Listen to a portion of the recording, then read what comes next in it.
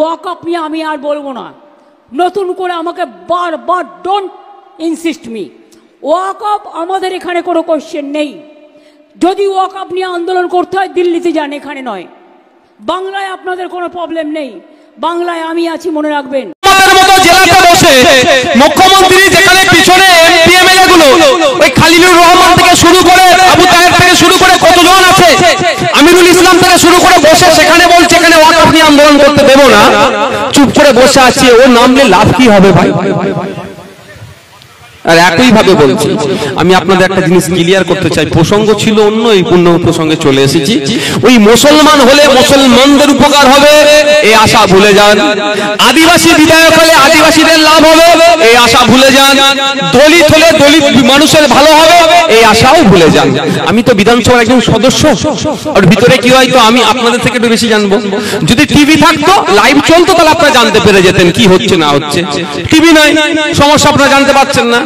পশ্চিম বাংলার বিধানসভায় 18টি এসটি কমিউনিটির রিজার্ভ সিট থেকে এমএলএ যায়, মানে আদিবাসী সমাজ থেকে 18টা বিধায়ক বিধানসভার মধ্যে যায়, তারা আদিবাসী সিট থেকে নির্বাচিত হয়ে যায়। তারা গিয়ে তাদের কাজ কি? আদিবাসী আদিবাসী সব থেকে বেশি করা ভাই, স্বাভাবিক ভাবে।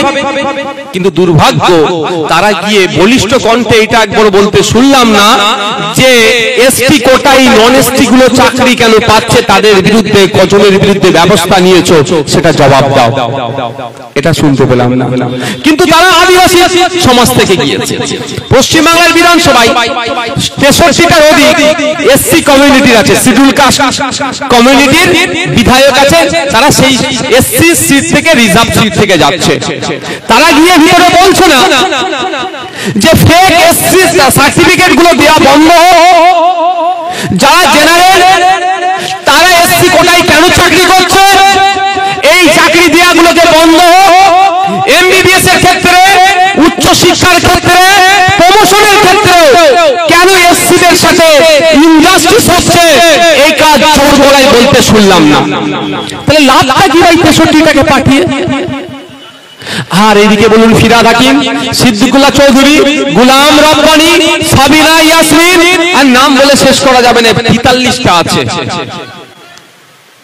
43টা আছে, তারা একবারের জন্য বলল না যে সংখ্যালঘু মুসলমানদের 2011 সালের আগে 100 জন সরকারি কর্মচারী থাকলে 4 জন ছিল মুসলমান, আর 2025 সাল দাঁড়িয়ে 100 জন সরকারি কর্মচারী থাকলে একজন তো আর মুসলমান কেন খুঁজে পাওয়া যাচ্ছে না?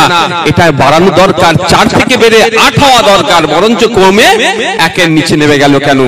এর জবাবটা চাইছে না। তাহলে মুসলমান দিয়ে লাভ কি হবে ভাই? আদিবাসী দিয়ে লাভ কি হবে? হিন্দু দিয়ে লাভ কি হবে? লাভ কি করতে হবে? মানুষের মতো জনপ্রতিনিধি তৈরি করতে হবে।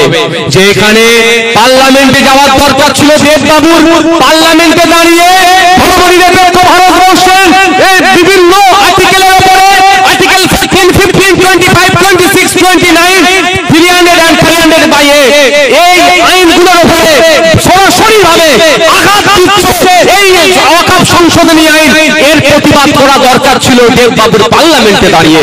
তা না করে উনি কোথায় ছিলেন? হয়তো দেখুন শুটিং করতে ব্যস্ত আছে। বলল কি আপনারা পাঠিয়েছেন? আমি দেববাবুর জায়গায় ফিরাদ হাকিম থাকলে বিশাল কিছু করে ফেলতাম, এটা বলছি না।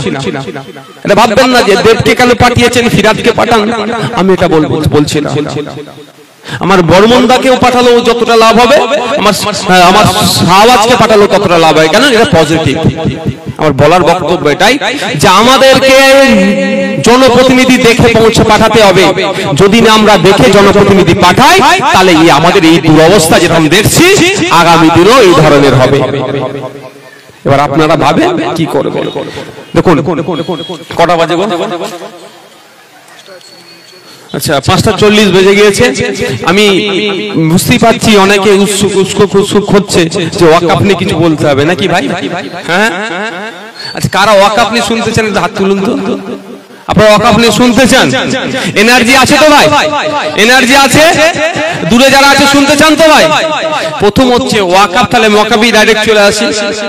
ওয়াকফ সংশোধনী আইনের বিরোধিতা কেন আমরা করছি আগে এটা জানতে হবে।